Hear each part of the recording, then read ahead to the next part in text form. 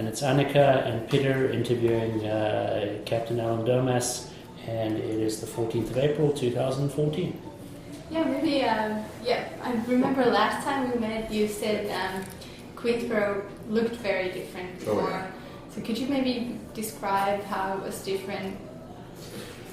Well, the Queensborough that I remember starts in the early 50s, Yeah. and it was spread out. The residential piece was spread out the length of Ewan Avenue from what's now Port Royal down to what used to be Boundary Road, but it's now into part of the Hamilton Interchange. Yeah. And that was all residential with a few pockets of commercial.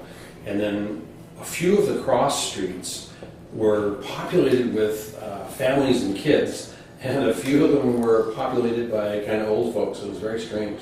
So when I grew up, Johnson Street had a few kids, and then you got to Combina Street that had quite a few kids, and then you got to Boyne that had quite a few kids, and then Wood Street, certainly on the south side, it was like a little baby factory. Every house had kids, and most of them had 3 to 4.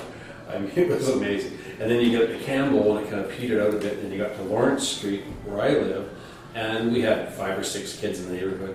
And then you get down to, the heck is it called? Not Fenton. Down where Royal Park used to be. And then the kids started up again as you got down towards the Queen's Hotel and down towards, God, I love being aged. And then it kind of peters out again until you get to Boundary Road. So there's kind of little pockets of kids. And strangely, the pockets, and it's hard to say for sure whether there were sort of an ethnic bent to them, but I can say for a fact that Wood Street, almost all the kids could trace their roots back to Scandinavia. In and around my street, it was, we were the Norwegian kids in the block, there was some English kids, there was a Scottish family, and there was also some Doukhobor folks in there. And then as you get towards Royal Park, around that area, which is now the fire hall, really large concentration of the Italian families, which is not surprising because the Roma Hall was there. Yeah. And the amazing thing is Roma Hall is a great example of, I think, what every community group in New Westminster should be pursuing.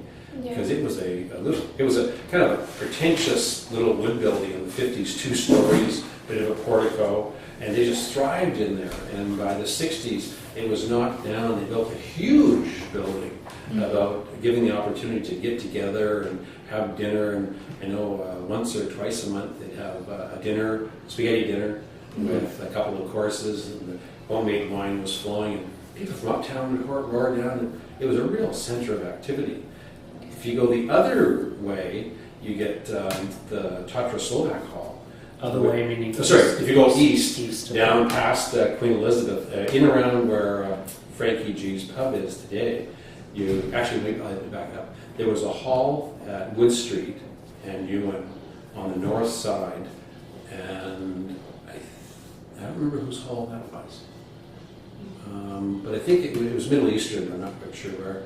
And then if you go down towards where Frankie G's was the Tatra Hall, and it was very popular. Actually, the hall at Wood Street, I think, must have been tied to the Russian community, because when the Doukhobors came down to protest in the 60s, that was a center where a lot of them stayed. They put down blankets on the floors, and everybody congregated in there when they were demonstrating against what they saw as persecution of the man who was doing some of the bombing up in Revelstoke and Castlegar. Name comes up blank. They were protesting against paying taxes. Taxes, that kind of thing, yeah. They didn't want BC Hydro on their land, and the women would often throw off their clothes, sort of throwing off Western culture and mores, and say we're a free society. It was really interesting. I was a bit too young to really understand it, but everybody else thought it was pretty interesting. But again, it was just kind of that. And that's where I think New West has a lot of communities that Queen's Park has always been kind of staid. West End was a lot of veterans had built homes and they grew families. It was very, status quo. The Sapperton tended to be working class folks working in the mill. But Queensborough was this remarkable melange of people and races, and they all kind of intermixed. Terrible story perhaps, but the color lines had disappeared. And I didn't, we didn't really pay attention to it, but it came to me when my daughter was in grade 10 or 11 at the high school, and she was sitting in a typing class, and one of the born East Indian kids was sitting there, and the U.S. school system tries to attract a lot of Asian students to help funding. Yeah. And the young man turns to Christina and goes, "We're the only white guys in the room." I mean, it just really saw color. It was very odd, The East Indian guy. Yeah. So it's and I think Queensborough, it's still that way. Everybody just knows everybody. And so, I moved because I wanted to live in town. My wife didn't want to move to Queensborough, and when we got married in the 70s, there weren't the opportunities out today. So, my roots kind of tore off, but they're still lingering around the area. It's interesting. So. Yeah. I just rattle on. They're asking questions.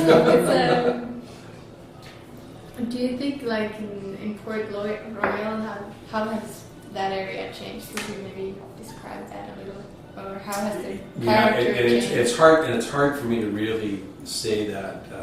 I can only tell you when I was growing up, we'd take the bus through there, and it was Star Shipyards, it was McMillan Modell, it was BC Box, it was BC Pole Yard. It was entirely industrial, and that just vanished when they closed the mills and the city encouraged residential activity to build the population of New West. And I don't fault the city council on that, but I don't know that we've created a very interesting place. I think my guess is that the median income is probably rising in that area, and the folks who live there have a different expectation about what access to the water looks like, what they want for amenities in their area. It's interesting to me that the Westminster waterfront, it hasn't had a great champion to kind of lead it forward. And so as you look at the downtown waterfront, where the Pacific Coast Terminal was on Terminal Avenue by the Queensborough Bridge, heavily industrial. Fire people in there and build a beautiful boardwalk that we should be having food trucks on. And a few years ago, when I was at the Port Authority, there was no access to the waterfront. So I worked with some private sector folks to put together a plan to put in a transient use dock that people could come to and get out, go for a walk, and buy an ice cream and get back on their boat. And the city, I think, sometimes works hard to kill a project, but they never say no. So, you have to go for a zoning. And this is on Crown land, so I thought, okay, fine, we'll go for a zoning. And they knew, I think, the minute I went to a public hearing to talk about transient mortgage, the residents threw the flag up. They didn't want bums living on boats, sleeping overnight, and throwing their garbage over. And so when my definition of transient was folks coming and going by the hour, they saw transients as somehow people avoiding, paying up on rates. And so I think it's happening in Queensborough too, as you see the plan for the waterfront trail down the Annacis Channel and the waterfront trail around Port Royal. From my perspective, the waterfront trail around Port Royal is a gem that we should be replicating everywhere possible. Because if you've ever taken that walk, it is a piece that's got a rail and you can look at the water. But there's pieces you can get down and you put your feet in the water and the mud and you can feel the ooze and the grass. And that's how you make linkages. And we don't have many of those. And I think the folks at Port Royal would like to keep it the best kept secret in town and not encourage too many folks to use that particular piece. So, things we need to look at. And again, I look at the park, I look at the park we just finished building near 6th Street. It's a great park. It's filled with amenities. But you can't get to the water. Why? I'm sorry, we didn't start out. Let's start with Queensborough. We went way off the topic there. That's good. What do you think about the Star Shipyard side? I don't. Let's see. I've known for 30 years that the shipyard was never going to last. It was owned by an investment company. When the Mercer brothers sold it, they sold it to an investment company in Toronto, and they were quite happy to receive rent. But the long-term plan is to higher and better use. And as Port Royal came along, it was just a matter of time until you saw it change. And it's disheartening to me to know that the firms that had occupied Star Shipyard are still in business, but they're in business in Richmond, they're in business in South Vancouver, and they're in business on Mitchell Island. And so, here we had a tremendous historical legacy that we don't. I don't think. Well, I shouldn't. I think we do build boats in New Westminster. A friend of mine builds jet boats on Braid Street. So there is, but it's a very tiny legacy about the boats that are built. So while I was away, I get bored sometimes, and I wake up in the middle of the night, and so don't ask me why. I started Googling tugboats and fish boats, and somewhere on the web, unbelievably, you can find a list of all the boats built at Star Shipyard. And you should go through and you look at the pictures, and it was leading designs around deep sea fishing. It was leading designs around tugs.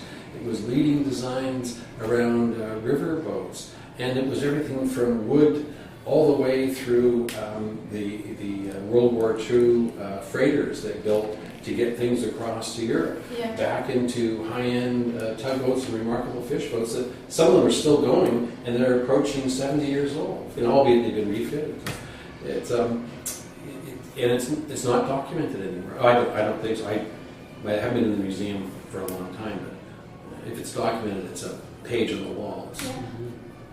It's, as I said before, when I think back to Sather Boat Works at the end of Jardine Street, and even at the Discovery Center, I'm a director there, I'd love to have the ability to have 20 or 30 square feet covered in cedar chips and a couple of ribs hanging up there, and somebody working away, just touching wood and showing, there's a whole different heritage than what we have today. Particularly, and going back to my hobby horse again, where our waterfront, much of the public waterfront, has a tall steel rail that says, "Danger, don't go here, you'll die." Now, lots of credit to the city. The handrail at New Park is much more user-friendly and not nearly as severe. But anyway, I just babbled on. I'm sorry. No, that's good.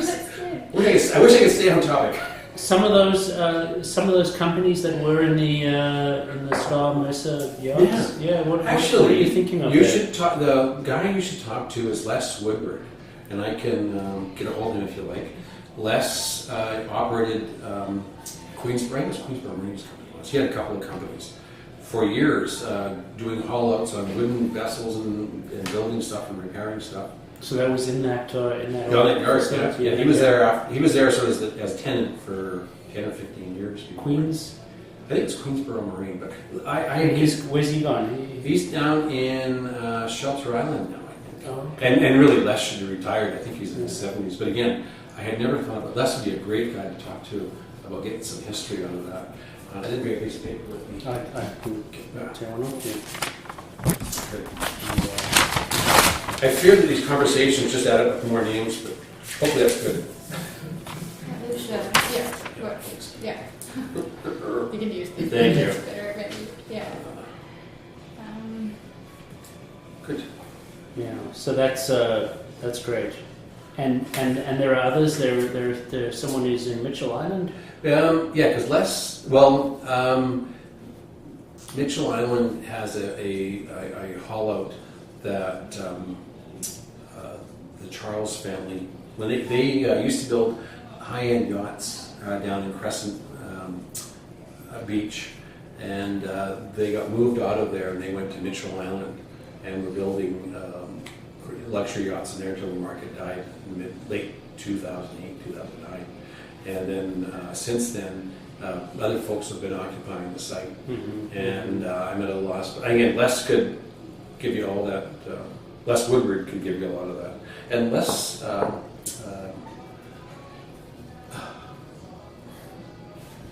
the Les we just talked about in Queensboro.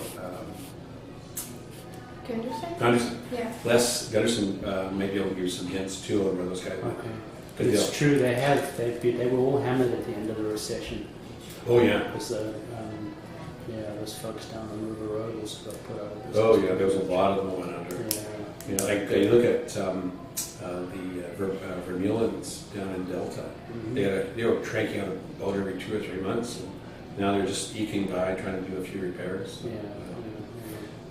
And it's funny, the developer who built the Inn at the Quay ended up building a shipyard called Queen Ship up at Maple Ridge, or Mission, that lasted for 2 or 3 boats, and then he went under. So that was amazing. Okay. Yeah. Queensboro.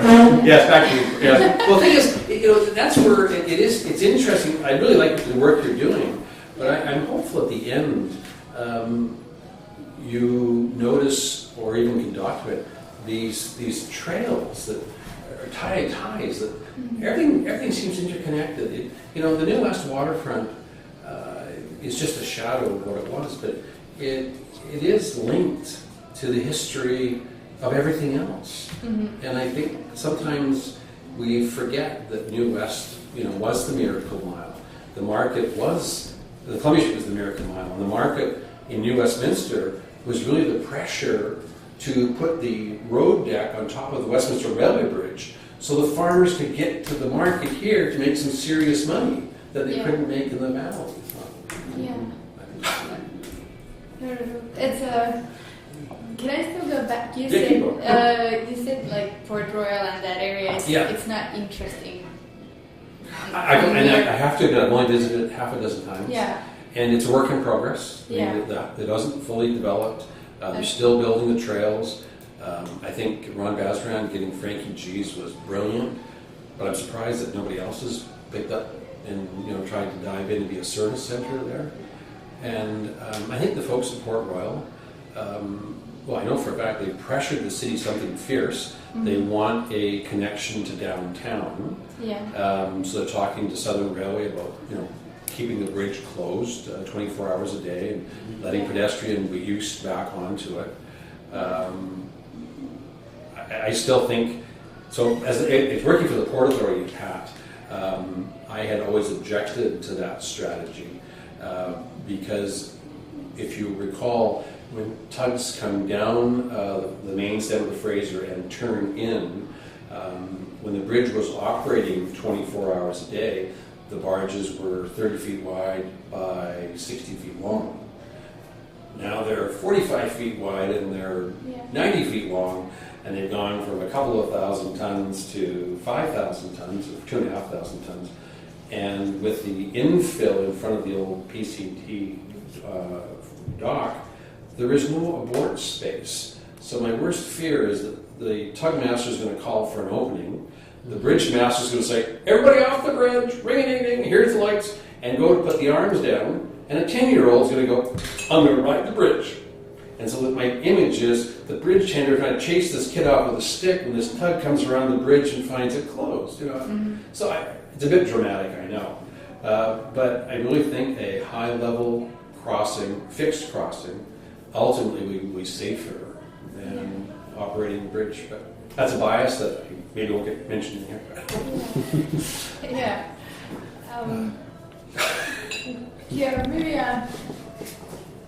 Maybe just one question about the change, the start shipyard side and everything. Do you think if all those buildings will be demolished, what do you think will be sort of lost along them? Be lost along that? Yeah, I mean, because there are so many old wooden buildings there that used to be a part of the shipyard. Yeah, and it's funny. Gary Pooney, who lives in New West, has been the realtor for that property, And so I met with him a couple of years, a year and a half, 2 years ago, I guess, with the Discovery Center, talking about, you know, what we could do. My guess is you're going to see another plaque on the boardwalk that here lies the remains of the starship. You know, it's too bad that you couldn't find a piece of the yard. I mean, when my dad was the watchman down in Jalfa, Georgia Cannery, the watchman's shed was, you know, 6 feet by 8 feet long. It's a pity you couldn't find a building like that. Put it in the waterfront, and, you know, just put in the names of the boats that were built, the names of the guys that worked there, and a few pictures. Where at least you could have something to. But a fiberglass sign. I mean, I've been very supportive of all the fiberglass signs along the waterfront, but you got to be a nut like me to read them, because most people walk by and don't even look at them. I just think for brass plaques, driving my bike's crazy. We can go through Quebec and I can find them on the bottom of the ground, like Caroline, Fred Smith, you know. Yeah. They sort of think that the work on the waterfront is not that visible anymore. No, it's hard to... and it's very disappointing. And you know, New West has a history through Queensboro, Saperton, the main waterfront, of being linked to the water. Yeah. I think it's important to remember that Colonel Moody chose New Westminster to be the second capital because it was easier to defend than Derby. It was on the other side of the river, the Americans had to cross it. But the flip side is, it encouraged the folks to use the water.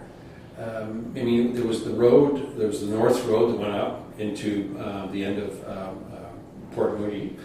There wasn't much of a connection out to Vancouver, so people used the water everywhere. And it's just disappointing that it's disappearing. And so just to transition back to Saperton, I've been a huge advocate that as the Experience Fraser project comes along, you've probably seen that they want to put a trail along the Fraser River to connect up to Point Grey and then connect up to the Vancouver waterfront. And when it gets to, so I understand the public policy piece. I understand people getting down to see the water, but those kind of trails, if put dogmatically along the water, sterilize the waterfront because the parcels left to occupy, if any, are too small to be commercially viable. So at the Saperton piece, I've advocated as strong as I can that if Coquitlam wants to put a pathway in front of their King Edward property, which is going to be residential, good for them. But when we get to Braid Street, let's go inland to Burnett Creek and then follow the creek down to the mouth of the Fraser. One, it gives you a chance to look at a creek feeding a river, which has lots of ecological viability. And then you could actually ensure the long-term survival of all that industrial land in the Braid corridor. Because if the trail goes around and you don't need the waterfront, well then you might as well raise it up 10 feet, flood-proof it, and make it residential. And that's just, you know, it just gets a bit boring. Not that I have an opinion on anything. Oh, sure.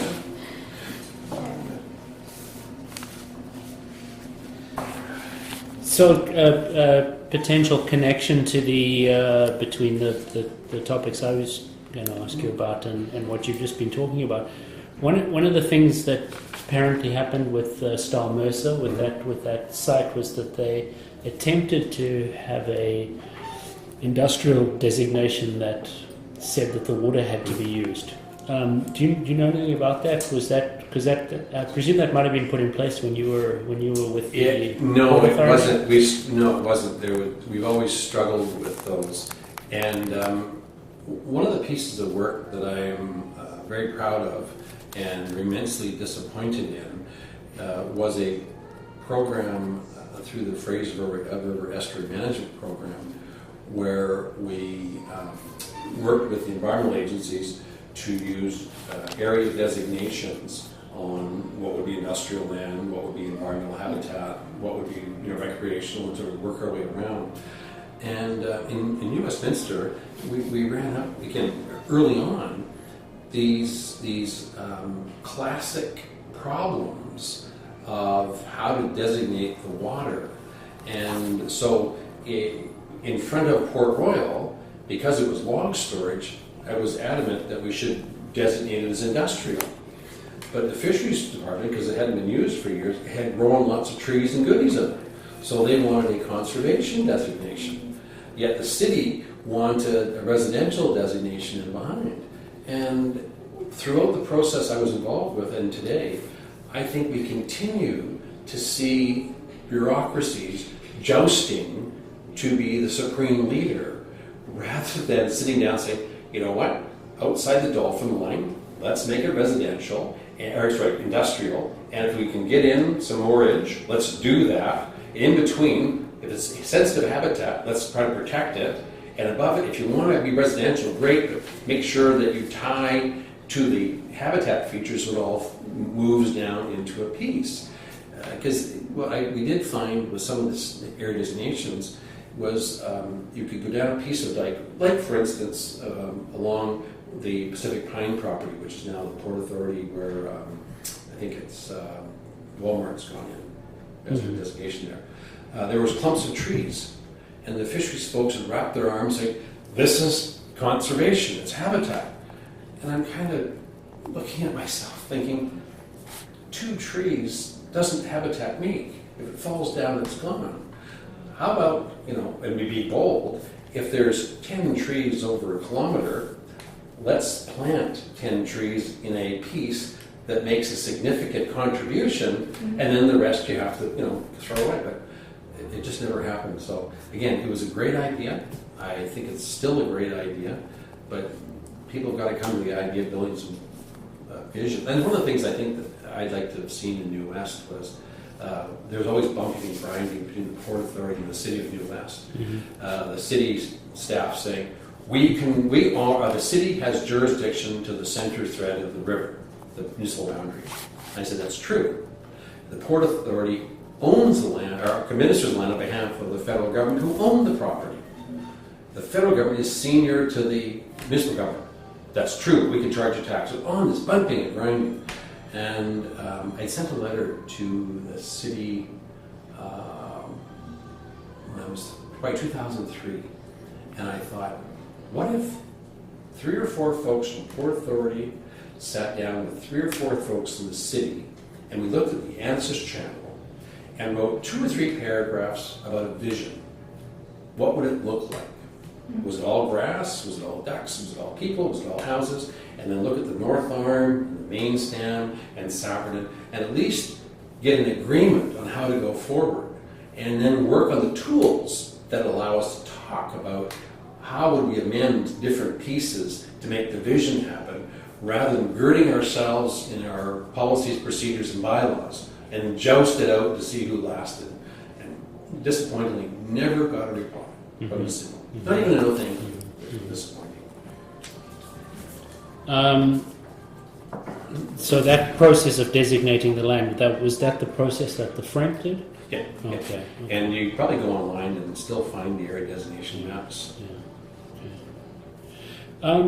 Okay, so taking a step back to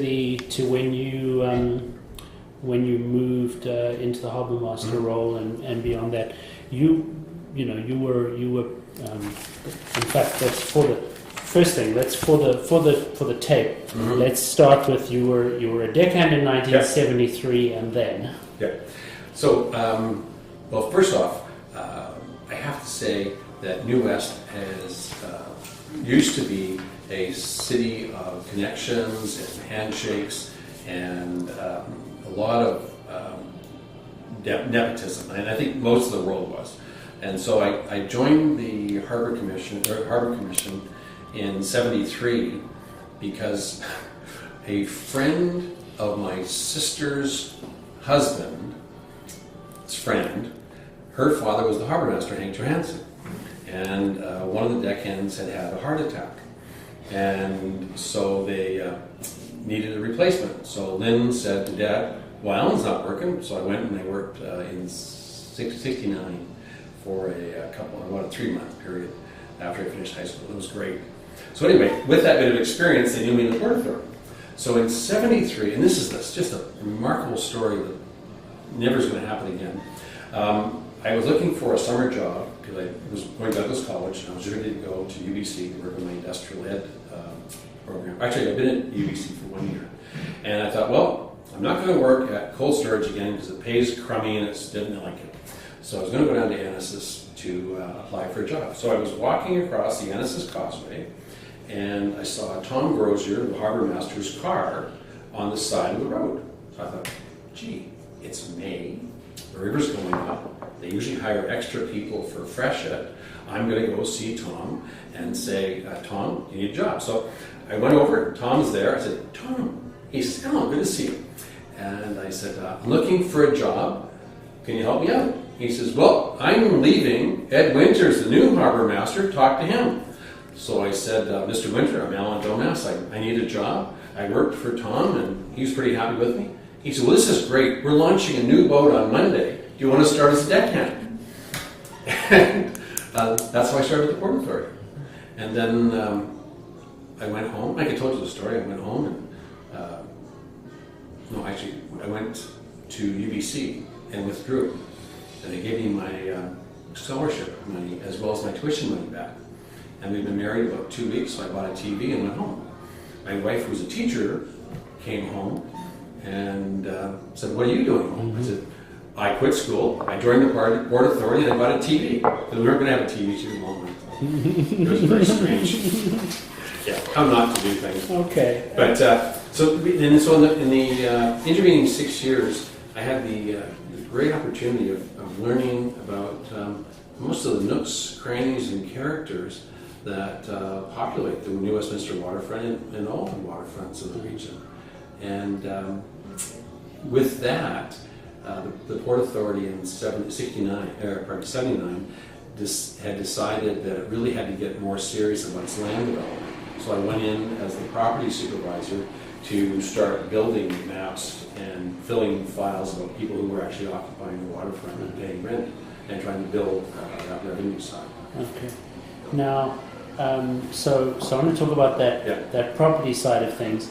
My understanding is that by then the Port Authority, by 1979, I mean, let's paint a picture. What was the Port Authority like then? You know, Surrey Fraser was open. So if you back up, then Annacis was open. I mean, it was really a different beast. It was because the change, when the penny flipped, was really 1972, when the Port Authority decided that it would invest in container facilities in Surrey, and so it went to the bank, and that's the joy of the Harbour Commission in those days.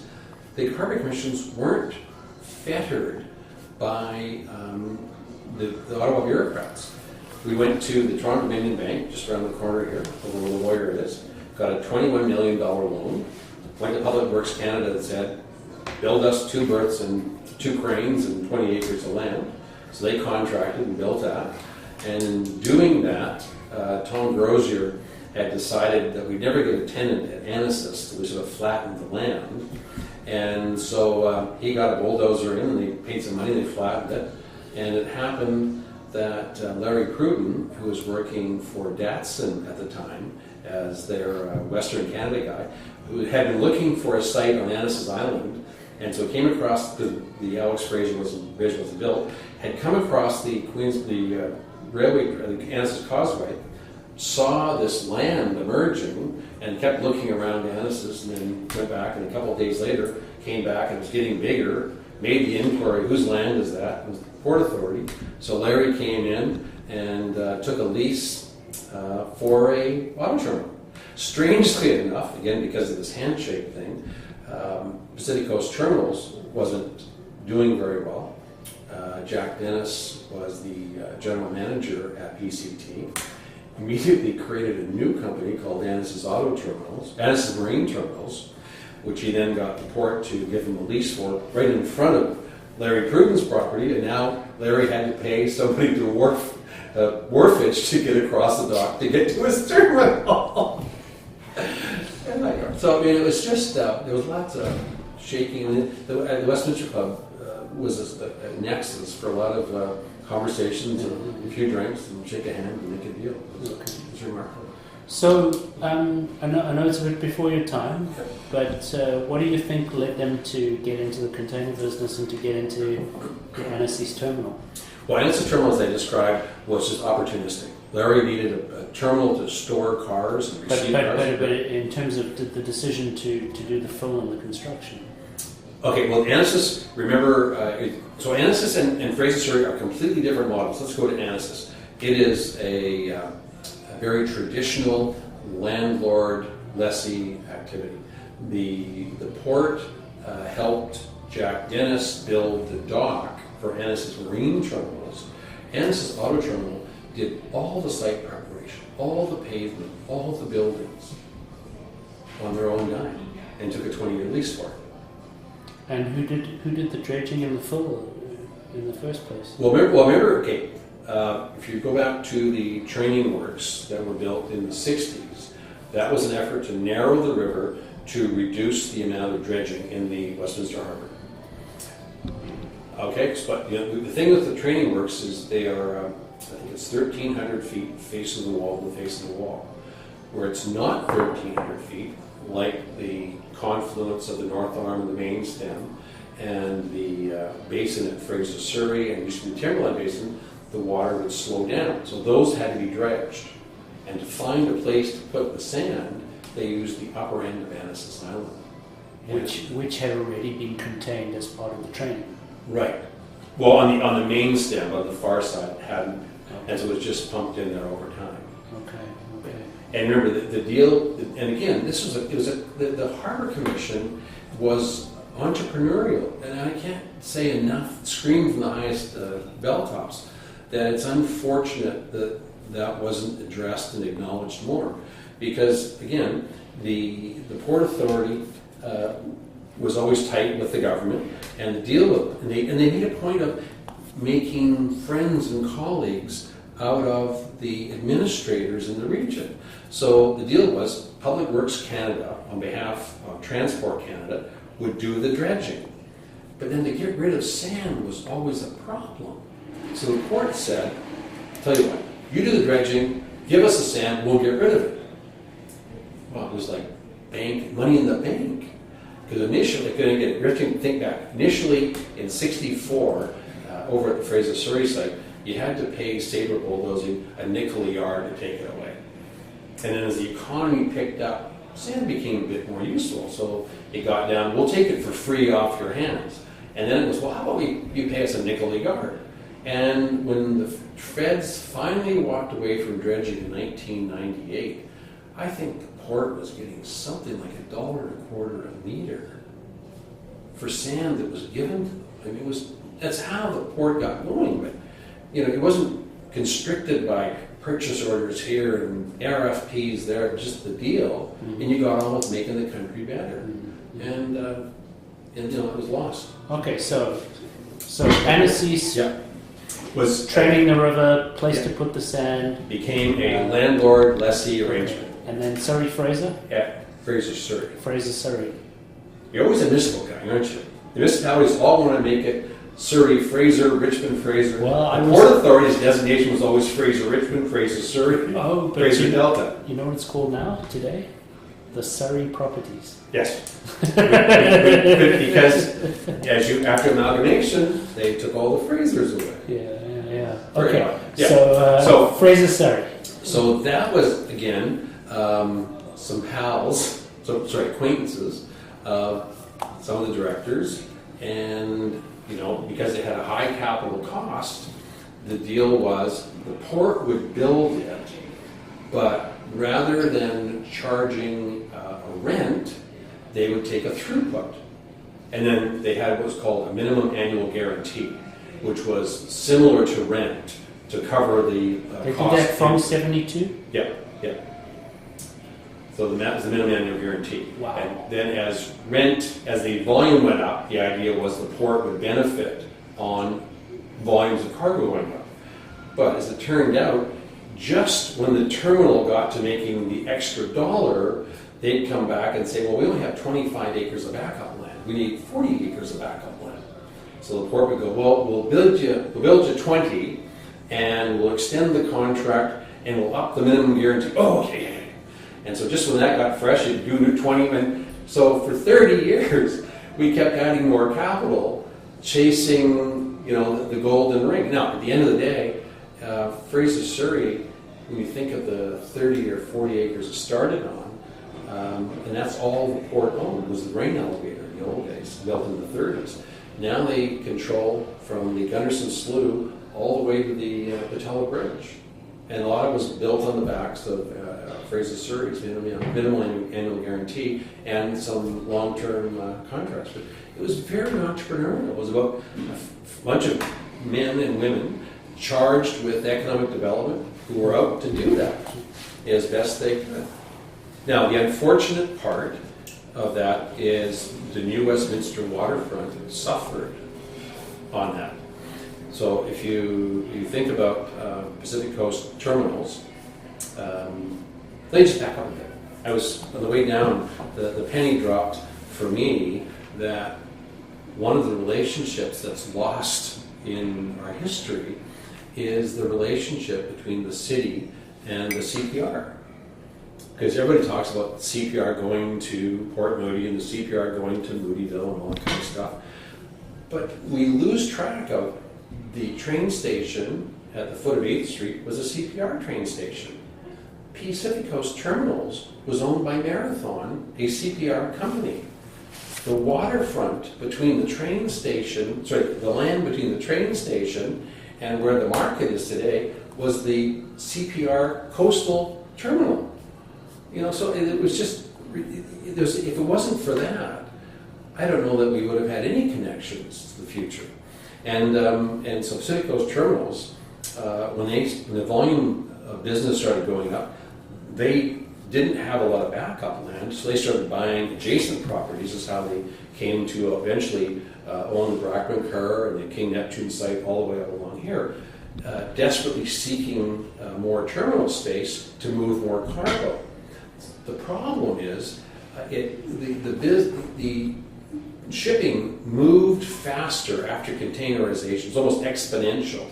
And so our PCT operated 4 berths with 35 acres of backup land. As they acquired, and they ultimately had 7 berths on 45 acres of backup land, so that's 6 acres of berth basically. Fraser Surrey was going from 25 acres of berth to 45 acres, pursuing what was the standard in those days of 75 to 100 acres of berth, and now we're at 200 acres of berth. So the New West waterfront was destined never to remain in deep sea transportation. There just wasn't enough land base there to make it work. The challenge became, what do you replace it with? And that happened. The port was part of the land exchanges that made that all happen. And I don't recall, when I was in my 20s then, much dialogue about visioning what the Westminster waterfront would look like. And it's just kind of sad. I think it's sad that we kind of end up with these big clumps of housing, and now we've got a great park, but they don't feel necessarily interconnected in a way that makes them. Now they may be in the downturn. And so let's keep going here. So if from 6th Street to the Swiftsure Marine, or actually 6th to Swiftsure, if you recall, the city owned all of that waterfront. So CPR owned half the Westminster waterfront and Queensboro Bridge, and the city owned the other half up to Sapperton. So in 1930s, the port, the Harbour Commissions, made a deal with the city that the port would build 3 berths from 6th Street up to Swiftsure, which became the overseas docks, the overseas transportation. Mm-hmm. And so that's how the port put a terminal in the city before it got expansion ideas other places. And unfortunately, again, it was only a narrow ribbon of land. and they couldn't survive. Do you remember when the port activity started in New Westminster, CPR wanted a cold storage for apples and fruit coming out of the interior. They ultimately got into lead concentrates out of the interior, and they could handle that. The Port Authority was into lumber. So back in the 60s and the 50s and the 40s, lumber did not arrive at the terminal on a truck. It arrived on a 30 by 60 lumber scow that came out of the mill, went on the outboard side of the ship, and got loaded. So you didn't need a terrible lot of upland. So it was really the switch in modes from break bulk, loading one piece at a time, to containerization that killed the Westminster waterfront. So you said that the port was part of that land, some of those land exchanges. You would have. Was that before your time, or were you already in properties by then? I was just getting into it. So, if you remember this, the province worked with the city. The province created an agency called the First Capital City Development Corporation, which was, I don't know where their funds came from, but they purchased the CPR properties from Marathon. The Harbour Commission and the city, there was a buyback agreement in the lease to the city, the grant to the Port Authority. For overseas. For overseas, and so for $250,000, the port sold everything back to the city. And then First Capital, then you got stuck with the piece that was where the key is today. That was a Public Works Canada maintenance site for the river, for the dredges, for their equipment, and the base of operations were maintaining all the piers along the lower coast. And so to make the whole thing come together, the Port Authority went to Public Works Canada and said, well, how about we create 5 or 6 acres for you on the top of Annis's, which was filled already and we built out. And in exchange for that, we'll take the Westminster property. So I think what the deal was, I think the feds gave up maybe 2 acres in Westminster. That was the gap in the teeth, if you like, in exchange for the 5 acres over at Annis's. Okay, and those 5 acres over at Annis's was owned by the port? No, the title had to vest with, there was a federal land. Well, it was a funny deal, actually. It was federal crown land. And so the feds are going, you want us to give this federal land for that federal land. And this is the magic of the entrepreneurs. I don't know how it worked, but the federal land in the right of Public Works Canada was transferred for federal crown land in the right of Her Majesty the Queen. So that became Public Works property. The Port Authority ended up with the hotel site, which was the Public Works, and then it's vague, I have to check, but I think we gave it away for like $1 or something as a goodwill gesture back to the city. So it was just, it would make your head spin if you tried to do it in this environment with the checks and balances and the rules around property administration. Okay, but setting aside the rules and setting aside the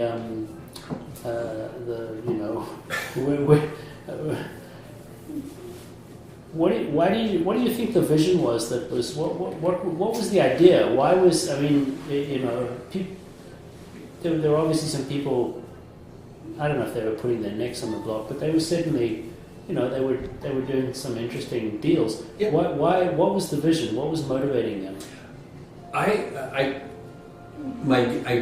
wasn't high enough in the power administration structure to understand the policy behind, but I can only tell you that New West by the 80s was suffering. I mean, we'd seen Logie Mall, Coquitlam Mall, Surrey Place, Gulford. The folks were doing their marketing and purchasing out of town. In New West, the population was declining, and New West had to grow or just simply wither. And so I think the intent, I'm sure the intent was to build some quality housing to attract citizens that had some wherewithal to can live in a healthy, diverse city. I just don't. I wish we had done it a little differently, as I said my last time around, rather than telling the First Capital Development Corporation or the city staff, put residential by the water. Had we said to people, let's get people to the area, would it be more diverse with bars and pubs and restaurants and some housing? Because I think that's the challenge we have today is we are making some inroads on these mixed-use buildings on Columbia Street, 6th Street and Columbia, but we've got a legacy of buildings that weren't like that. And so how do we, very few people are going to give up their residential property so they can sell it to somebody to build a Starbucks. So I don't know how you go backwards on that, or go forward on that kind of thing. Which is why I continue to advocate, much to the annoyance of many city council members, that we put more water and power and sewer on the boardwalk to get more food trucks in.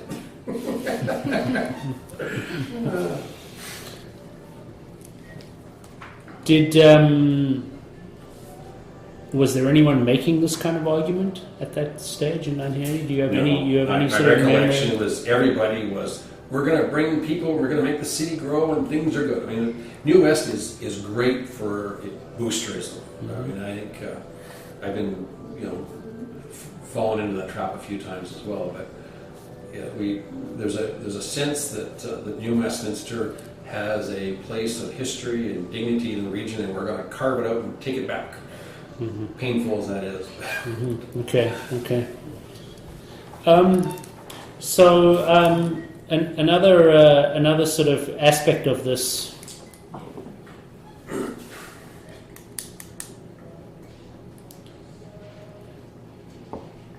Could it be said that somehow Fraser Surrey hastened the decline of New West, and that's going too far. If you just looked at the evidence of things closing, things opening, you kind of go to that conclusion. But when you peel back the onion and see that the terminals weren't viable as terminals, then it doesn't quite go. Now, one of the challenges with the Port Authority as it is today is it's all about cargo. And the old Harbour Commission, it really wasn't about cargo, it was about economic development, but all about cargo. I guess a piece of me says, had the port chosen to take some leadership and try to reuse the overseas facility as more mixed use, I think we could have seen a much different waterfront down the road. But that wasn't in their vocabulary, and it certainly wasn't anybody's mission at the time to do it. And again, in the 70s, the Westminster waterfront from the end of overseas was pretty vibrant. It was Swift Shear Towing, there was Chevron, there was Gulf, there was Shell. There was like 4 fuel facilities along there. And then you had the Royal City Camry. And so, at the time, I don't know that a lot of people were looking down the road. Had we all seen the dominoes start falling, maybe it would have looked different. It wasn't until the Fisheries Act came in 79, where all of a sudden these issues of fish habitat and people being charged $50,000 a day for pollution, suddenly the fuel industry goes, I don't want to be giving people fuel on the water. They started abandoning it. And so if you think about the river, at one time, I'm going to guess that we had 8 fuel stations between Steveston and Maple Ridge. And now there's 1 in Steveston. Again, those are all things that drive business down. If you can't get fuel, how do you operate? And if you have to buy fuel off the back of the truck and it's too expensive, you'll go somewhere else. So, you know, and I guess I preface this by saying, you know, had we shared vision statements, we could go ahead. Well, the ugly truth of that is, I don't think anybody was in a state of strategic planning that the idea of vision was even in people's business plan until probably 1999, 98. And by then, decisions were well down the road. Okay, so PCT, you say, was as it found itself running out of land, as it found itself just didn't have enough. But it was attempting to purchase. It purchased property between they owned the behind the CP rail station there. Mm-hmm. They owned that piece, so they owned up to Public Works where the hotel is, and then they owned the one lot beyond that. So going where the market is. Yeah, where the market is. Okay. And so from the Discovery Center forward, you had the King Neptune. I'm not sure. I think they were on a lease, and then there was Brackman Kerr, which I think they was owned. And so Marathon Realty started buying out these guys to assemble a piece. But the reality was to assemble the piece with a view to more terminal space and more back. They actually in the late 60s, early 70s, they actually constructed two freight buildings on those properties to store lumber and fertilizer to be loaded on the ships. But again, they were a bit of an ostrich and had their head in the sand. They didn't see containerization coming, and they didn't really see cargo. And everybody thought they owned cargo. In the 60s, it was amazing to watch the ships pull up where the King Neptune and the Discovery Center, so the Discovery Center is in the vacant land where Larco owns now Begbie, and watch Nissans come out of the hold of the ship on gear with the slings under the wheels. They dropped them down and they trucked them off, and that was Larry Pruden's problem. He was landing cars in Westminster, he was trucking them to Richmond, he was trying to store them and get them out to dealers.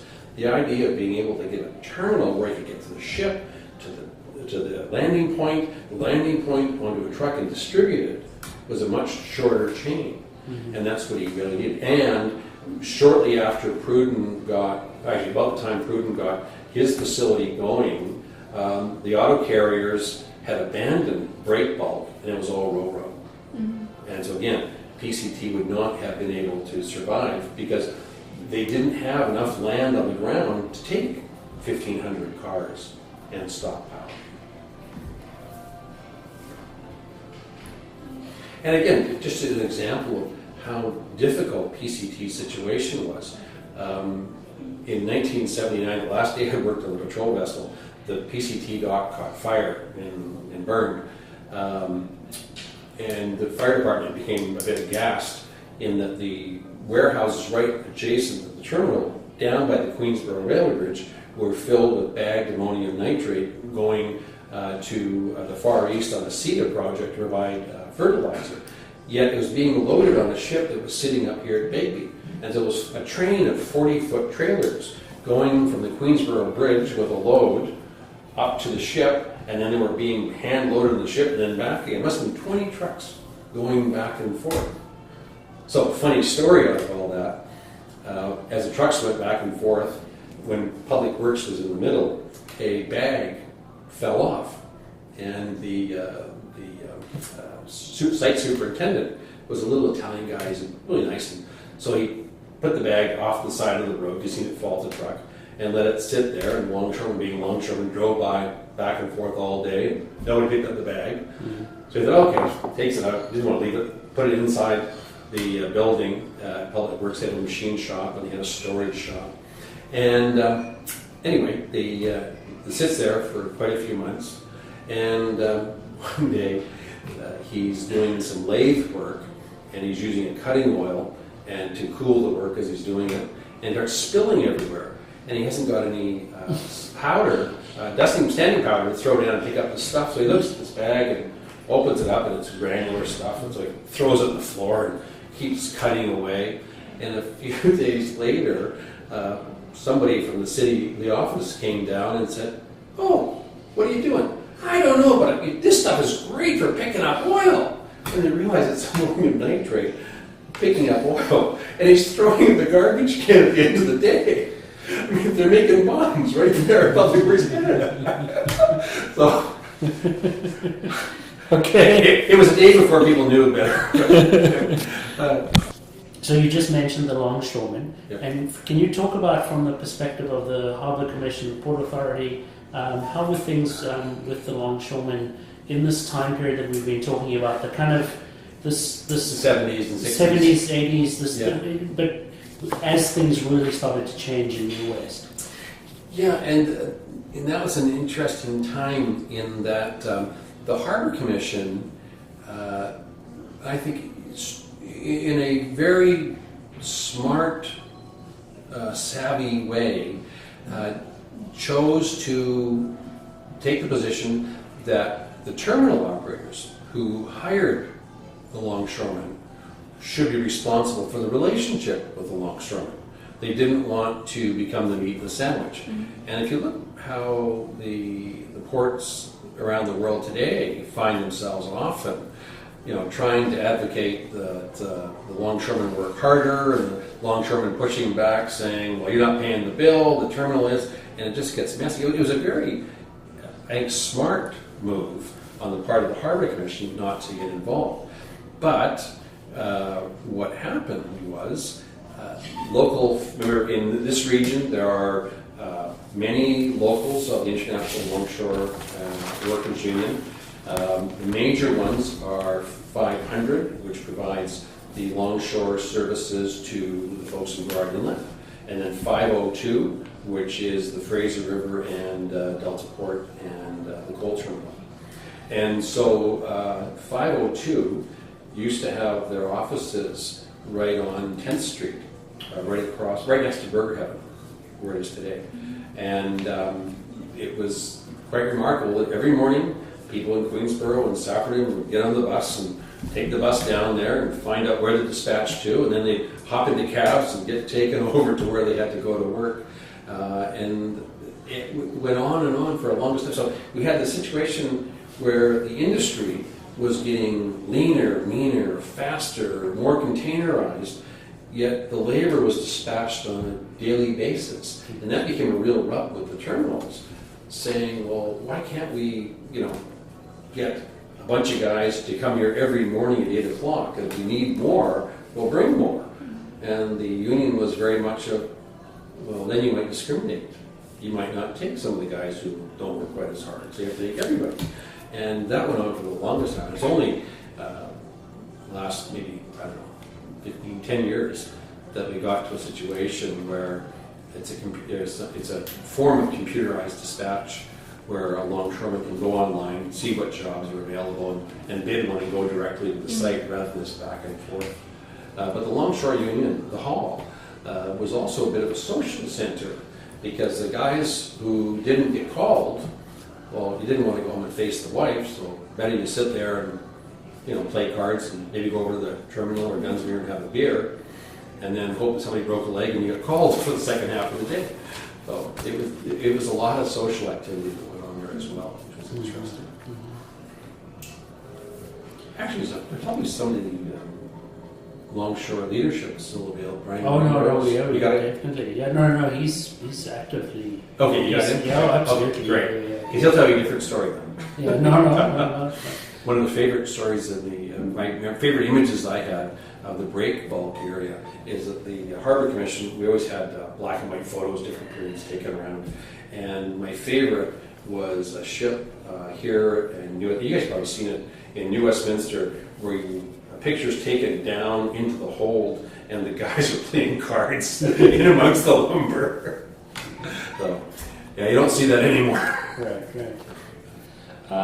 So okay.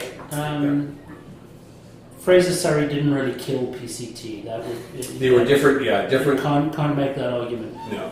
So let's talk about another way that Fraser Surrey changed things, and that's the relationship to the city. So as Fraser Surrey grew, and then I guess even beyond that, Delta Port grew. Yeah, but it's funny. That's a very interesting question, because as Fraser Surrey grew, you would expect the Port Authority would seek out relationships with the City of Surrey. Mm-hmm.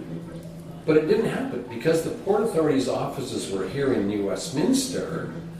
The relationships were often the City Hall folks here and lunch with the mayor and schmoozing around. And it wasn't until into the early 80s that, Rick Pierce was the CEO of the Harbour Commission, that it was, let me back up. So Fraser Surrey was built at a time when an agency could issue a contract, you could bring in pile drivers, you could drive piles, you could build a dock, you could build transit sheds, you could have ships come and go, yet when it came time to put water onto the site, you'd just go and you'd tap into the nearest fire hydrant and you'd take water away. And then you sort of get off the site, you just build a road to the nearest road and then you drive off. So after a period of time, we'd go to Surrey, the port would go to Surrey and say, can you fix this railway crossing? No. Why not? We don't have to. No. Okay. Well, we need some more water. Oh. How are you going to do that? Well, we were thinking we'd tap into the line over here in Timberland. We'll sue your can off if you do that. But we used to do it. I know we're not doing it anymore. So how do we get water? Well, you sign this service agreement, and then you build us $500,000 in fire infrastructure and loop this Timberland corridor, and we'll let you have water for annual fee. Oh, why can't we see the water we used to get it? We don't do that anymore. Okay, so they entered into a service agreement to get water, but in exchange for that, we had to loop the Timberland system so they could get water in case they had fire down there. And then it came time for the roads. Go to Surrey. Would you build Timberland Road down so we can get it off the terminal? No. Why not? Don't you want traffic? No. Don't you want business? Sure. Well, then can you build a road? Well, what are you going to pay us? I wouldn't pay you anything. You guys build roads, we build terminals. No. So, okay, how do we get a road? We enter a service agreement. We'll build a road, and by the way, we want curbs and gutters and trees. And so it was another off-site capital expense. But it really turned out to be the model that we see used by the port today, with the service agreements with municipalities on how to get stuff done. So it was interesting because so let me back up. One of the challenges that, one of the benefits of being the Harbour Commission was when the Act was written for the creation of the Harbour Commission, by design or by error, the Harbour Commissions were never included in any schedules of the Financial Administration Act, which meant the Harbour Commissions had no obligation to pay tax. So municipality, now the users did, the occupiers, but the port had no obligation. And so the municipalities, especially Fraser Surrey, because it was a management contract, we said it was ours, because we put the capital in. And so Surrey saying, we want to tax your terminal. Well, you can't. It's federal crown land and we're not in the Financial Administration Act. So then we went to get these water and sewer and roads. They're saying, well, no, you can't have that so you don't get taxed. Mm-hmm. So we entered into a fee-for-service agreement, which was just brilliant in that they needed some fire equipment, we needed fire service, so we built them a truck that fills oxygen bottles on site for long-run events, and they gave us fire service, and we paid them a fee of $250,000 a year. And it was great. Yet all the ports that went bankrupt and became the National Harbors Board ports, they were all included in the Financial Administration Act. And so all their municipalities charged a tax, which was paid with a grant in lieu of taxes. Because you can't, a senior government won't pay tax to a lower government, so you got a grant. And as it turned out, our situation where we just bought services was cheaper than the tax granting that was done. And so municipalities were always seeking to have our status taken away.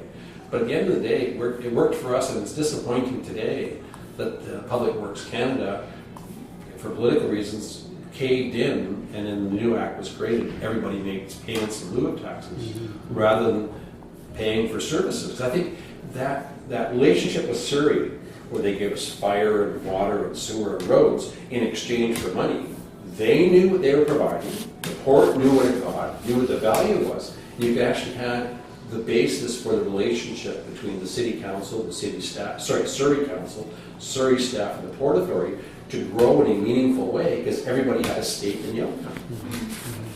Pontificate, I'm sorry. Okay.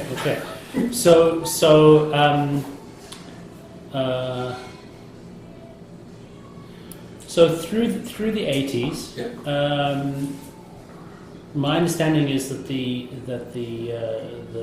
Harbour Commission never physically left New Westminster.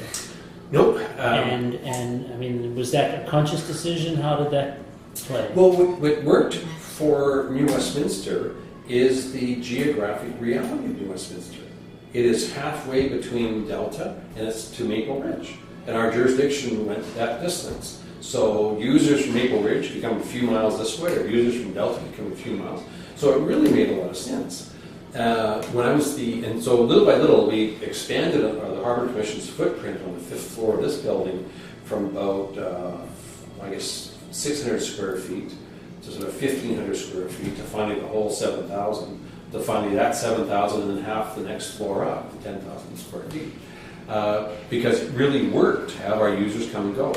And in 2006, we really were bulging at the seams. We only had 35 employees.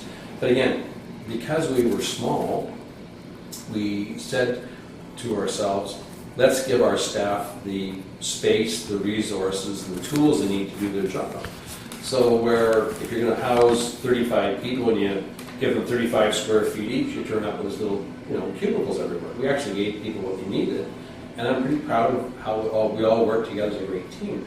So we finally had to go to this new space, and I was tasked with a director to find a space. So we looked at the Hamilton Road properties in Richmond, thinking there's a site, but we're a transportation agency. We're supposed to be integrated with transit and taxi, so that didn't work. We looked at some of our own holdings down at Delta and Richmond, but again, they weren't easy to get to. This made more. So at the end of the day, it made more sense to enter into the 10-year lease at the Queen's Court, and we moved our staff up there to new offices, and we were there until the amalgamation. And so one of the pieces of amalgamation was that they would carry on with the satellite office, but I thought they were committed to providing service, but at the end of the day, the satellite office was closed, so they could bring everybody downtown.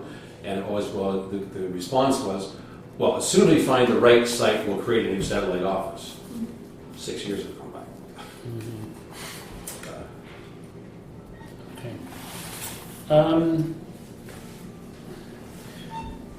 Okay, so then, of course, there was the big shake-up in the late 1990s.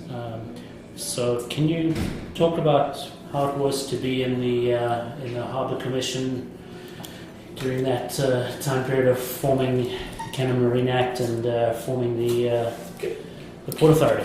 Okay, 96 and 97, I have to say were a fascinating time for myself and my colleagues, in that it's not often you get the opportunity to be on the ground floor of creating legislation in Canada.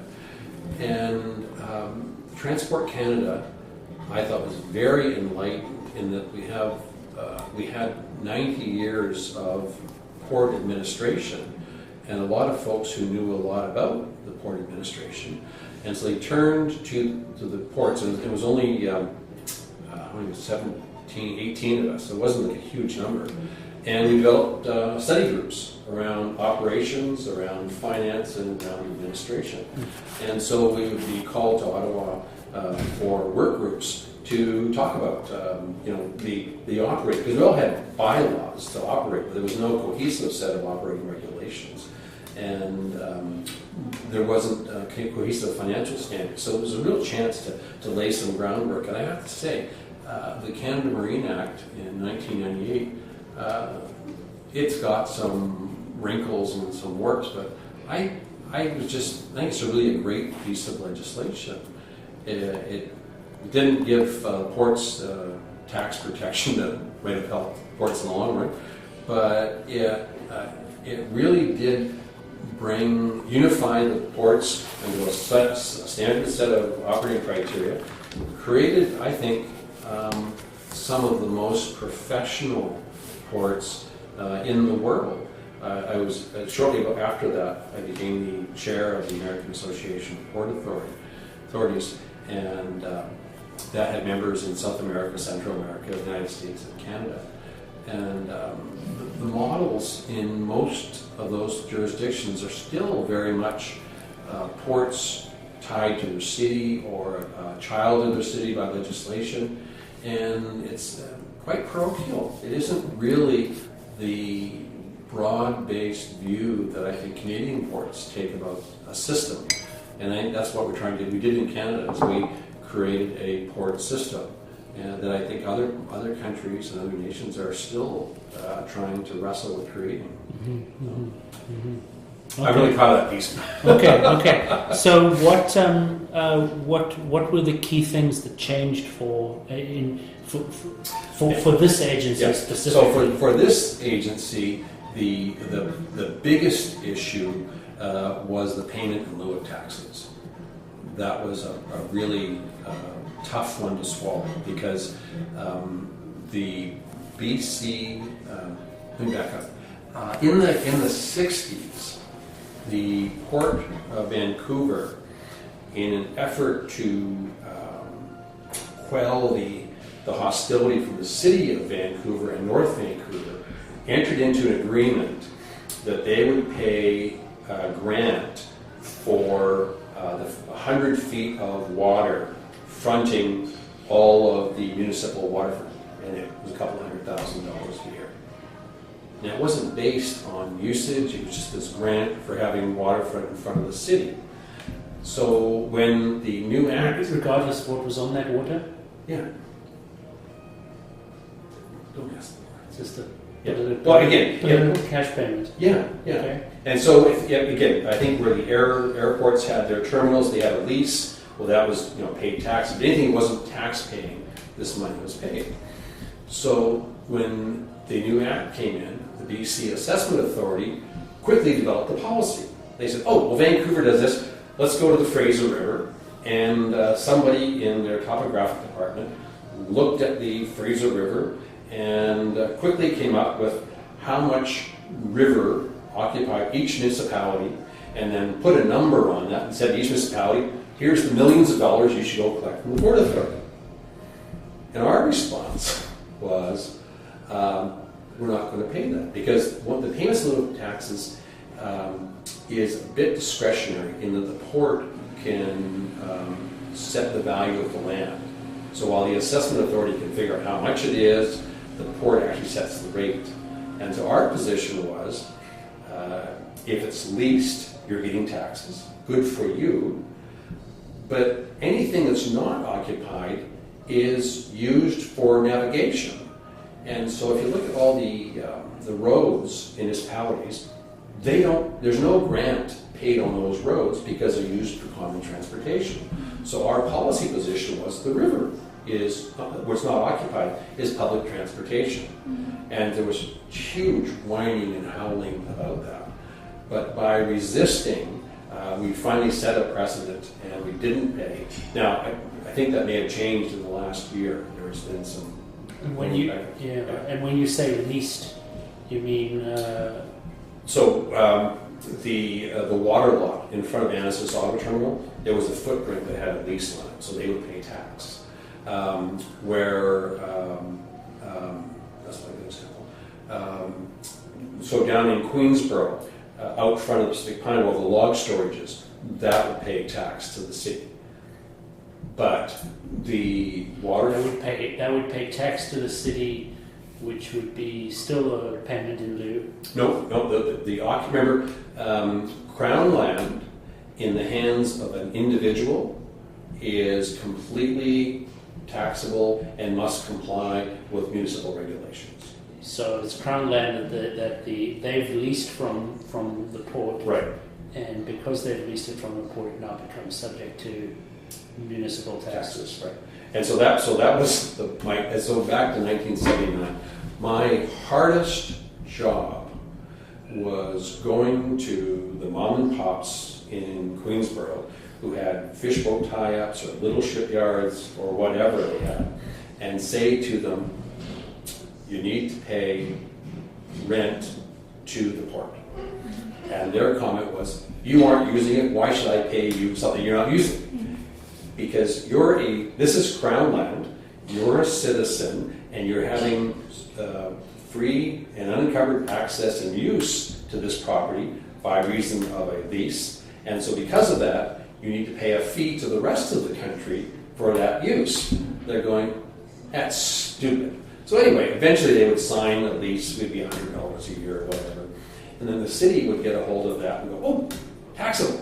And all of a sudden they're now paying $1,000 for property tax for capital improvement and land. And so the tax issue was the hardest pill for all of the waterfront users to swallow. In that they saw, well, if I call the police because it's a break-in, they're not going to come because the police are going to say, well, it's federal land. And the fire department's not going to come because it's a marine fire, they do land fires. They're saying, why do I pay anything?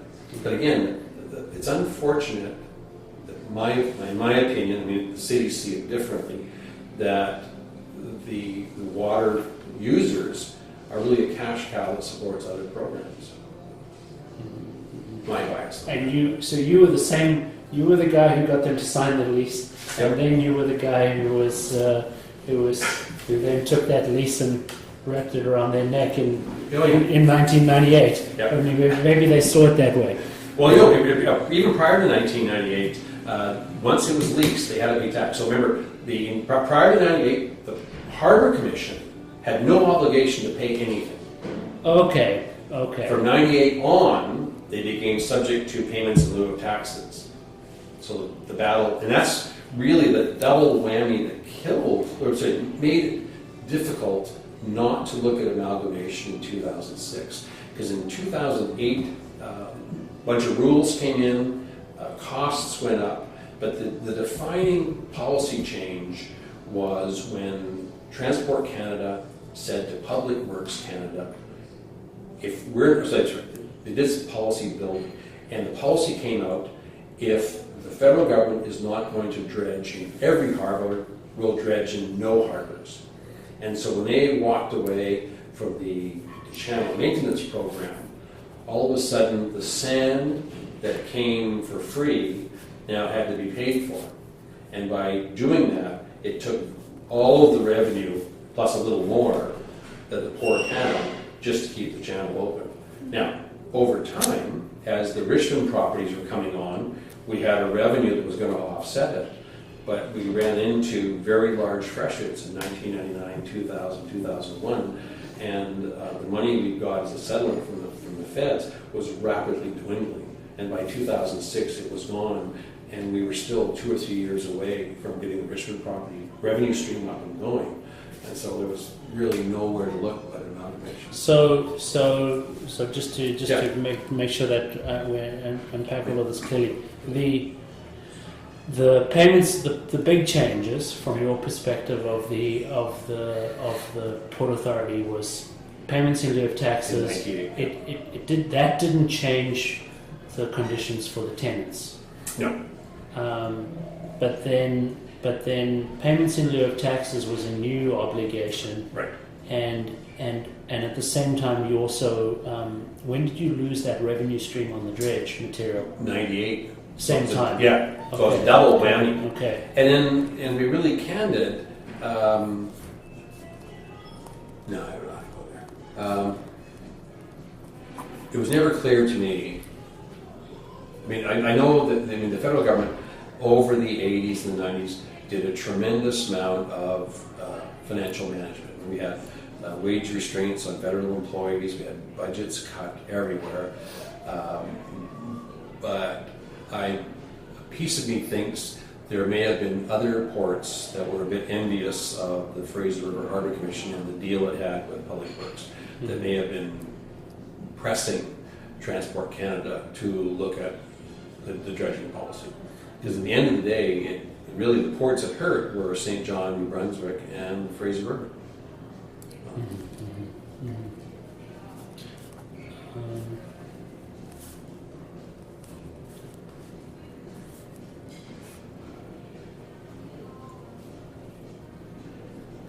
Were you involved in the development of the Richmond properties? Yes. Yeah. So again, it was a really remarkable entrepreneurship that got the Richmond properties going. In 1972, just before I got here, between 69 and 72, the port was remarkable in that they had developed a vision for the port in between 64 and 67. And it's a very thin document that may not be around anymore, that talked about Fraser, Surrey, it talked about a terminal at Richmond, it talked about the Westminster waterfront. It showed the Delta properties in and around St. Louis developing. Anyway, to get a toehold in Richmond, the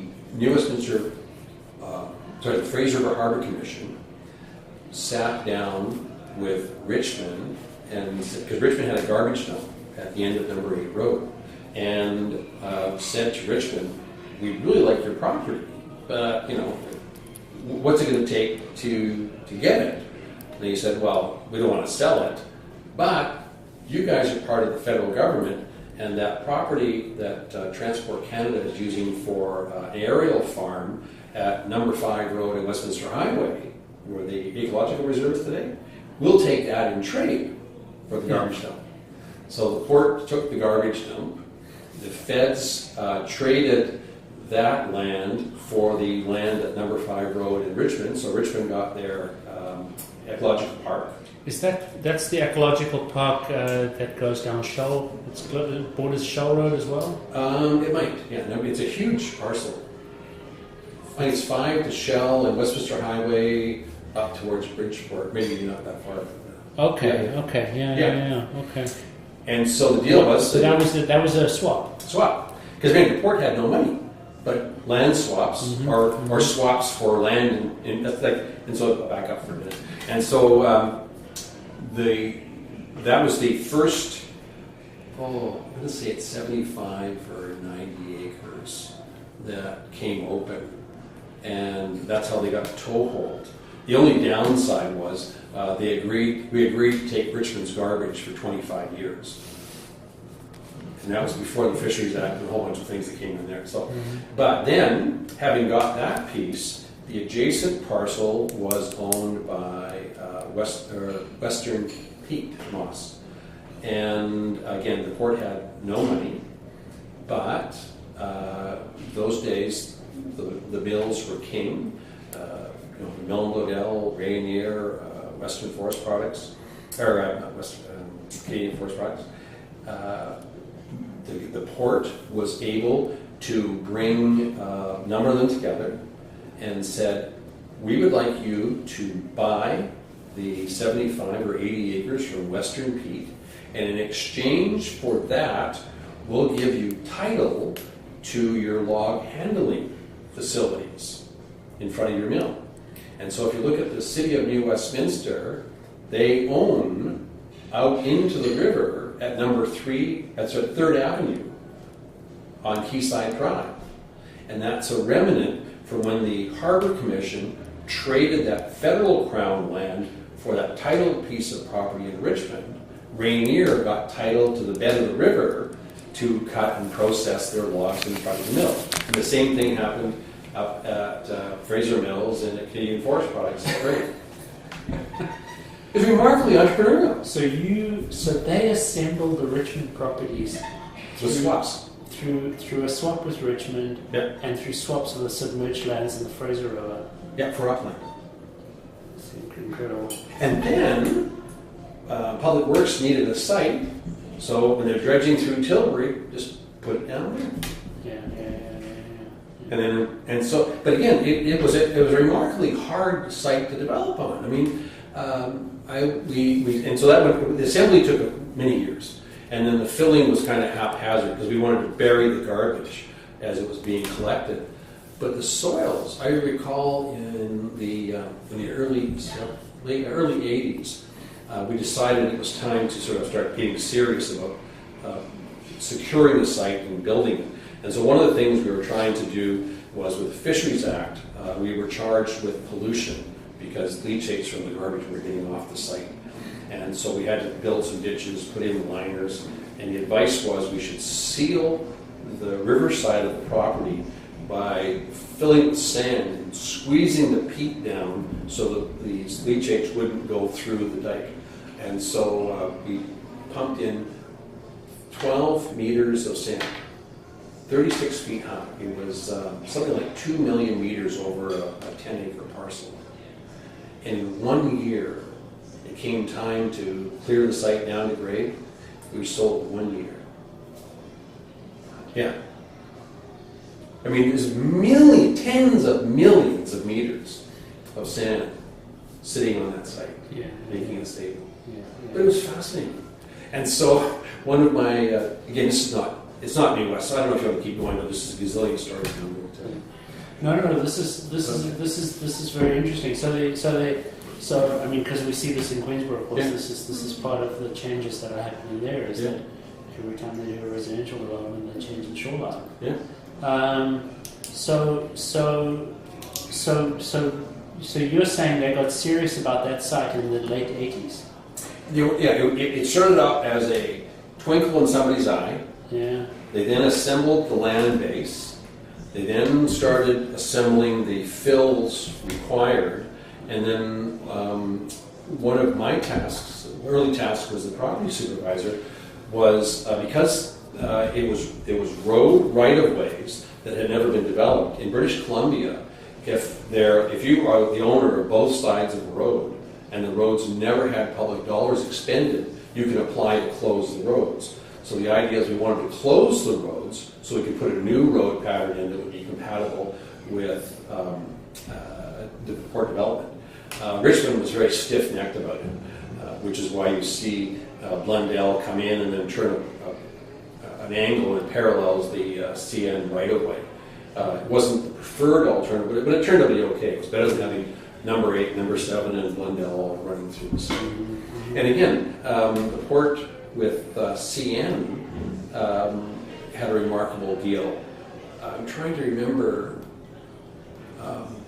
the CN originally the CN right-of-way when the port acquired the property came down Nelson and then went along the dike down to number 6 road.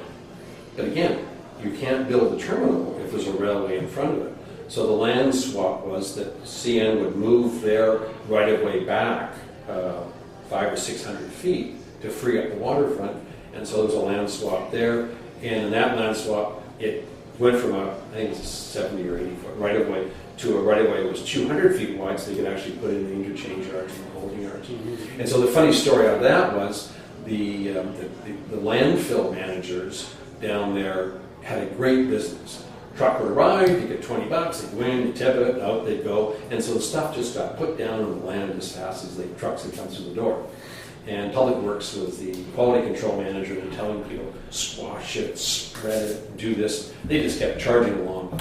Anyway, into the late 80s, we said to CN, this property would be a lot more attractive if you guys would build the right-of-way. Just put in we'll give you the sand, you put the tracks in, and it'll look like an industrial site. CN came back and said, yeah, we do that, but you contaminated our right-of-way with garbage. And so one of my jobs was to unload the garbage over the CN right-of-way. Well, if you can imagine trying to pick up garbage that's been laying there for 10 years into a truck and move it off, nobody was really willing to put great equipment in. The hoe operator was okay, but the truck guys, they would get just marginal who couldn't get a job anywhere else. And what I found was that our bills for flats went through the roof. We were doing 10 to 12 flat tires a day. And I thought, this is ridiculous. So I started paying attention. Well, what I noticed was every flat tire that we replaced was bald. And so I think, well, I'm pretty sure what happened was if the guy had 2 or 3 trucks, the old tires would go on the truck in the landfill. It would get a puncture. He'd get a new tire, which would then go swapped out to his new trucks. Anyway, that job took probably 6 months, but it was just typical of, the Port Authority had a great vision. It was a bit of a bull in a china shop, and we were forever picking up the loose ends around the sides.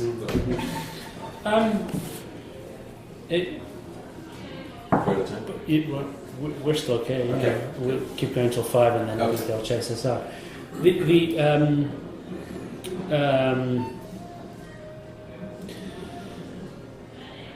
One of the criticisms that Port Metro Vancouver gets is that it's big and it's central, it's in Vancouver, and it's concerned about containers. Okay. And that's perception today. That's perception today. People who don't get their dredging done are unhappy. Small players, etc., etc. But part of what you've described as the Fraser River Port Authority is one that was also pretty entrepreneurial and kind of looking well beyond the narrow confines of New Westminster. Yep. And so how do you reflect on that kind of I think the debate? Thank you, because that's that's like the perfect question. I am the Port Authority that I came to was very political. We had directors who had run for office, had been defeated. It was very political. Mm-hmm. With the coming of the new act in 1998, there was a real move to being much more business-like, less political, more business-like, more structured. Strangely, about the same time as I was the harbor master, I could never understand why everybody saw the port as this bully, as difficult to deal with. And I kind of said to myself, why? And so I met with a few users and said, why are you guys so annoyed at the port? And he said, because you're all idiots, we can't talk to you. I thought, really? So I said, let's sit down and talk. So we rented a room with a key and invited all the tenants to come in. And they came in, and we gave a little spiel about tons and gazillions of this and how much money we were making. And time for questions, and a guy stands up and says, why do you charge so much rent? Well, we then got another guy in and gave the description of how our rent was tied to upland value and how it all flowed together, and we charged the lower 10 percentile of the whole market to make it affordable. And went, oh, what are all those regulations? So we started having conversations, and little by little, the penny dropped for me that if you're going to do regional economic development, you can't, I pride myself on taking the God's eye view of the region, but when you want to get on the ground, you better get down and talk to mom and pop, because they have a whole different view on how to go forward. And so I'm pretty proud of the fact that I think I brought the Fraser River Harbor Commission and the Fraser River Port Authority out of the offices and into the public, and became a human scale. And so I guess an example for me was I was on a patrol boat. I loved being on a patrol boat. We would just go out and burn fuel, and we'd stop, talk once in a while, but usually just drive around. And it was the best job in the whole world. You get to play with boats and fix it and keep painting. And I talked to one of the users and I said, why do you hate the Port Authority? Like goddamn boat eaters. What about it? Well, they come by and they spy on you. When they spy on you? Well, I'm mending the net and they're just looking at me. I said, well, they're supposed to be checking on stuff. Well, why don't they ever stop and have a cup of coffee? Oh, I don't know. So I went to the patrol guys and said, why don't you guys stop and have coffee? Oh, why? They're going to bitch. I don't care. Just stop. And so suddenly our patrol staff that were wearing the uniforms, chugging along with the loud boat, were now stopped, turn the engines off, let the guys in, have a cup of coffee, talk about Fred down the road, see what Sally was doing. And suddenly the image of the empire got put down to a human scale. And then as our public meetings moved on, I realized that the level of confrontation went from bitch, bitch, bitch to, gee, okay, to, okay, well, let's work together on how to go forward on this. It was remarkable. And I respect the Vancouver Fraser Port Authority. They've got a job to do, and their job is about moving cargo. But when you've got literally tens of thousands of acres occupied by mom and pop, by businesses, by communities, you could really do well to sit down and talk to them to get a different view of how you go forward with your mandate. The other thing we did with our staff concurrently with that was our CFO and the HR person. You know, again, I only got to be a reasonably good CEO by having great people around me. And they said, well, we got a small staff, and you know, we can't be departmentalized. We can't have Joe just doing accounts and somebody else just doing paperwork. We got to be, you know, move back, use them as we need them. We got these resources. And so the suggestion was that we give them all leadership training, so they actually know how to act as a team, build their own plans, deliver their work stuff. And so we contracted with BCIT, and they came in and 2 nights, 1 night a week for 2 years, 2 nights a week for 2 years. They would do a leadership training on how to build a plan, how to be personal, how to interact, some HR issues, some big picture on the business. And the deal was, if you didn't want to do it, you didn't have to do it. But we also made it clear that we are not going to fall into the practice of seniority trumps everything else. We're going to look at people's skills and attributes. And you know what? The reality is, there might be some superstars in the organization who've been here 3 years who might get passed over when it comes time for a promotion because the other folks haven't got the skills. Doesn't matter how much time you got. And that was kind of a hard pill to swallow, but it lasted about 2 weeks, and they moved on. And so as it turned out, I think 16 or 17, or maybe more, 20 of our staff signed up for leadership training. And suddenly we had teams to build on projects that were going to really improve our business. One that I was really proud of and didn't see the light of day after amalgamation was the Harbour Commission. All of our biggest third of our revenue to 40% of our revenue came out of leases, log storage, fishing, on and on. And it occurred to me, rather than having a set of indexes for our leases and a set of index for our terminals and a set of indexes for all of our other activities, why don't we integrate all our files and start with the leases? And that's actually the basis of our system. And you develop all your billing using your lease files. You develop all your reporting based on your lease files, and you integrate it. And so instead of having a filing system that was just a mile wide and an inch deep, we'd actually have to be really robust. And we brought in a lady who had left the province, who had had MS and kind of got moved aside, and came in working part-time with us, who suddenly took our alphabetic filing system and made it a robust system where you could actually find information. Previously, you could pull out the Allen file, the Domaas file, the Domaas A file. I mean, we'd have multiple files because there was no rigor on how to do it. And so when that got built, along with the leadership training and talking to the tenants and the users, because they weren't all tenants, we developed, I think, a very robust organization built for the 2000s. And then the financial pressures built. Were most of the employees by the end still living in New Westminster? Strangely enough, out of the 35 employees, 2 of us lived in New Westminster. Okay. Myself and the senior patrol master. All right. And that was really the history with the Harbour Commission for the longest time. Even when there was 7 employees, I was the only one that lived in New West. Okay.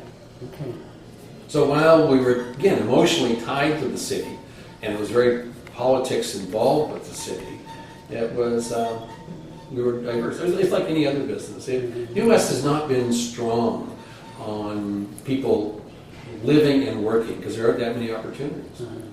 So it's a bit of a side story. Helen Sparks, ex-mayor of New West, was one of our commissioners for a while, directors. And this topic of living in the city came up. And she said, yeah, that was one of my goals as the mayor, to make sure that the chief of police, the fire chief, and the CAO lived in New West. This doesn't seem reasonable. They should make policy and then deliver programs and go live in Coquitlam. And I have to agree with her.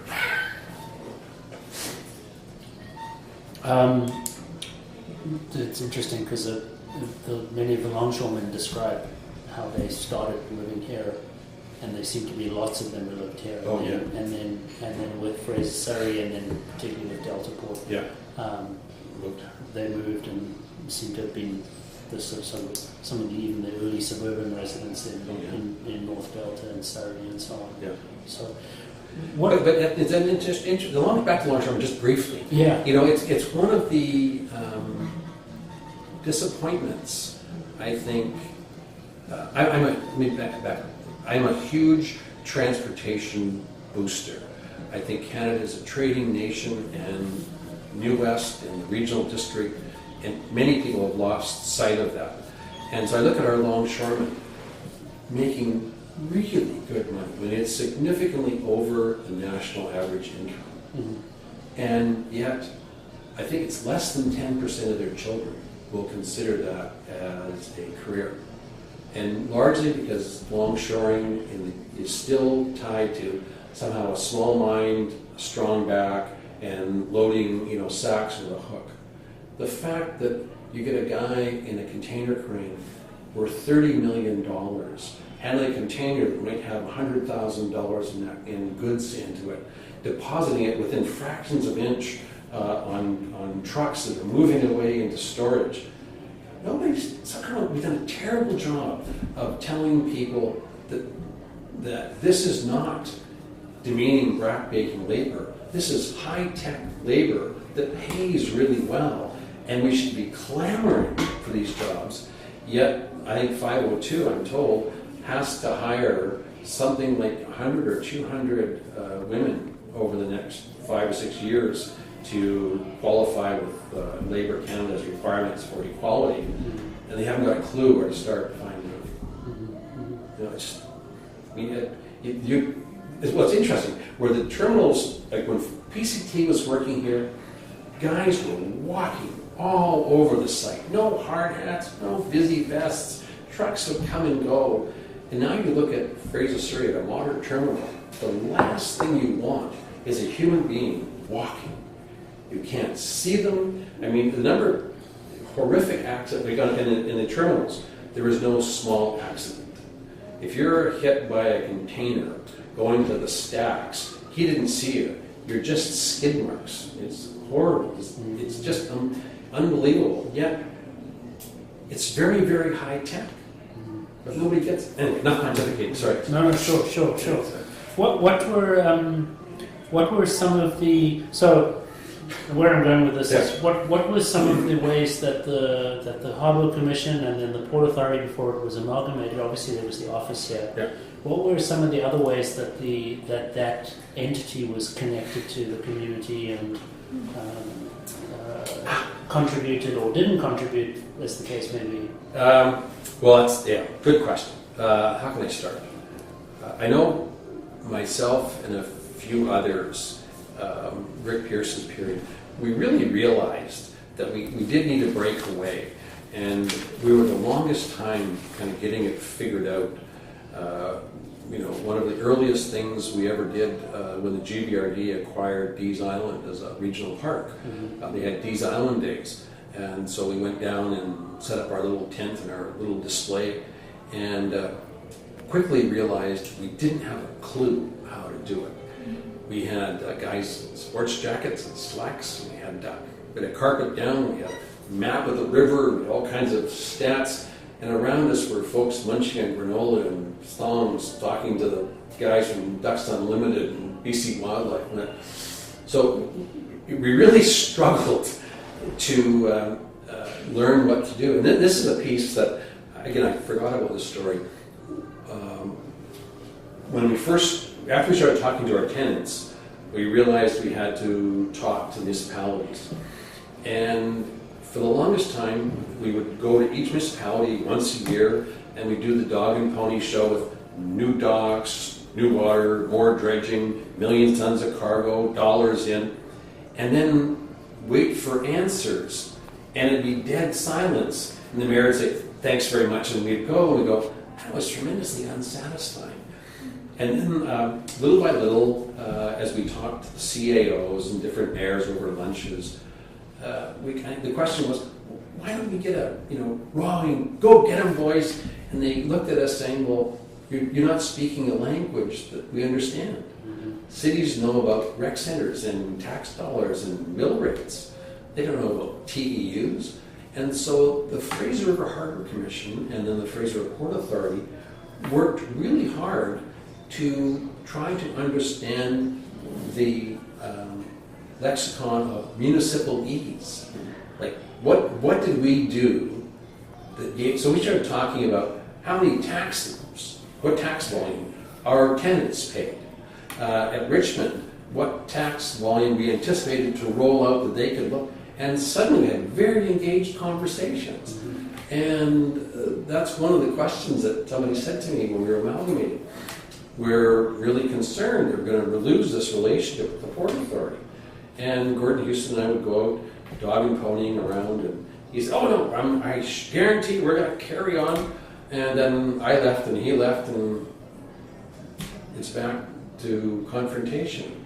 And there's great stories to share and tell and try to build going forward. But the port's strategic vision is cargo over the rail at the dock, and this issue of social license, which I thought a few of us worked really hard to try and win, somehow has fallen off the table because we have a federal mandate we can do what we like.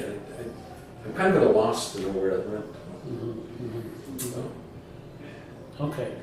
Depressing to talk about. Yeah. Well, no. I mean, obviously, we're interested in this project and thinking about how people understand the river as a place of work. But if they don't even understand it as anything really, then forget about work. It's not even not even the starting point. And that's the disappointing relationship between the port and the city, in that a hobby horse of mine, even in retirement, is trying to get a location where somebody or anybody who has a recreational boat can tie up, shop on Columbia Street, go for ice cream at the market, and get back on the boat to begin to integrate the city back to its water roots. And all I receive is the cold shoulder.